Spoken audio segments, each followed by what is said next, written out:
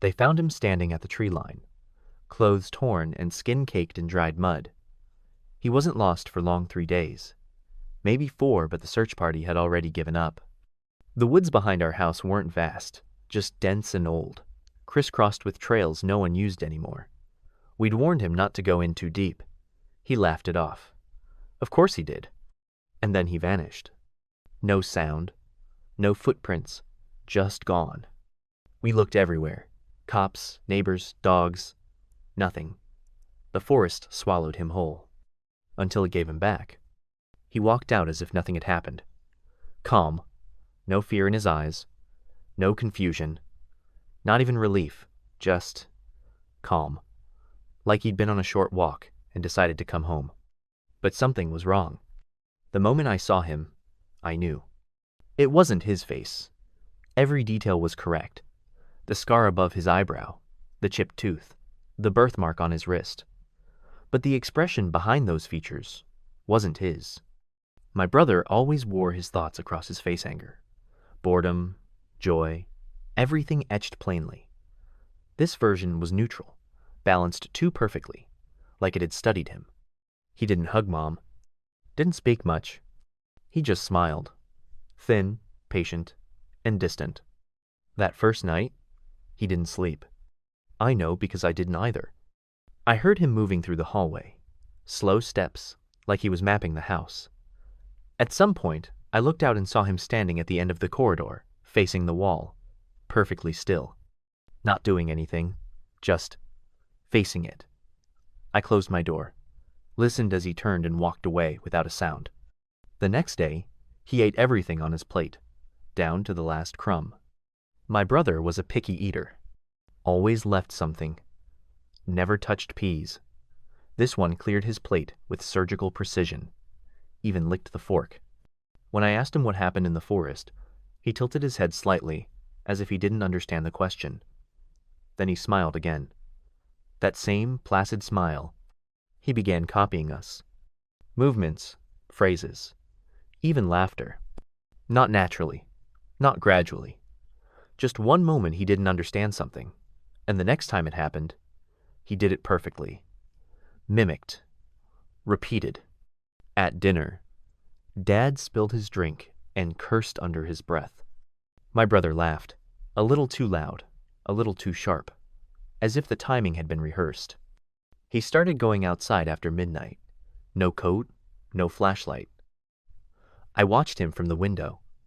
He would walk to the edge of the trees and stand there, sometimes for minutes, sometimes for hours, never moving, just facing the woods.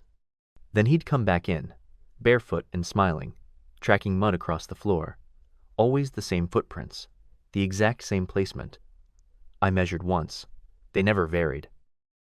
He didn't blink often. His breathing was too slow. Once, I passed him in the hallway and caught the faintest smell of wet leaves and old wood. Not like he'd been outside, like something old had been sealed inside his skin. The pets avoided him. The dog would whimper and hide. The cat hissed and vanished for days. One night, I peeked into his room. He wasn't sleeping. He was sitting on the edge of the bed, eyes open, hands perfectly still on his knees, staring at the wall again. His back rose and fell, but not like breathing. More like mimicking the rhythm. Like practice. When I stepped away, the floor creaked. He turned and looked directly at me. No expression, no reaction. I went back to bed. The next morning, I found a dead bird on my pillow. Its wings had been arranged carefully, almost ceremonially. Its eyes were missing. No one else in the house mentioned it. Then, the dream started. Always the forest. Always the trees, pulling inward, bending toward a point I could never reach. And something watching. Something wearing his shape, smiling without lips, without eyes, with hunger but no need to feed. I woke one night to find dirt beneath my fingernails, moss on my sheets, a faint echo in my chest, like I'd been humming something low and slow in my sleep. He watched me differently after that. More curious, more like I was next. I don't think my brother ever left the forest. I think it let him go, because it wanted to see what would happen if it wore someone familiar. And now, it's learning how to be me.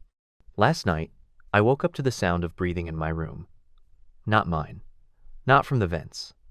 It came from beneath the bed, shallow and rhythmic, close to the floorboards. I froze, heart pounding, eyes locked on the ceiling. I waited until the sound stopped. When I finally sat up, the breathing ceased instantly, like it had been aware of the shift.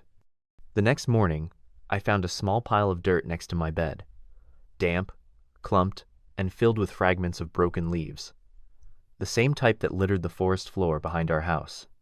I swept it away before anyone else could see, before he could see that I knew. I've begun tracking him, quietly, without confrontation. He leaves the house every night now, between 2:40 and 2:45 a.m.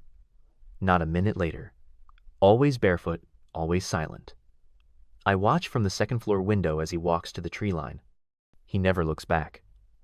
The trees move slightly as he steps toward them, not with the wind, but as if they're shifting to make room. He disappears into the dark for exactly 43 minutes, then reappears, walking in reverse, each footstep falling perfectly into the prints he made earlier, erasing the evidence. One night, I recorded it, played it back. The video glitched only during those 43 minutes.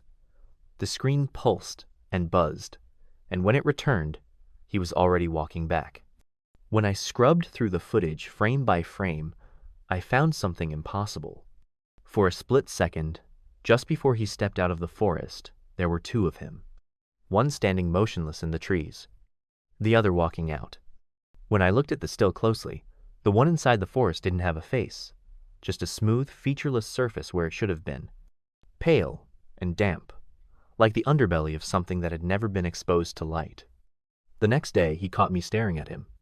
He didn't say a word, just stared back. Not confused, not annoyed, just assessing.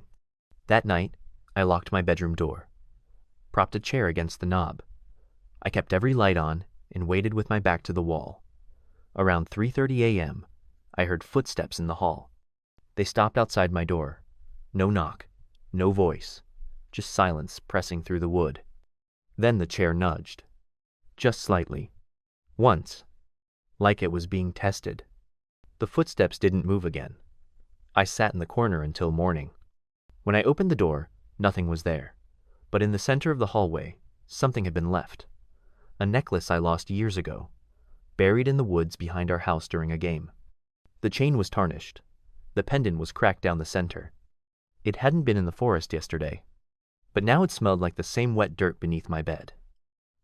He started repeating my phrases, my exact tone, my pacing. He began answering questions I hadn't asked aloud.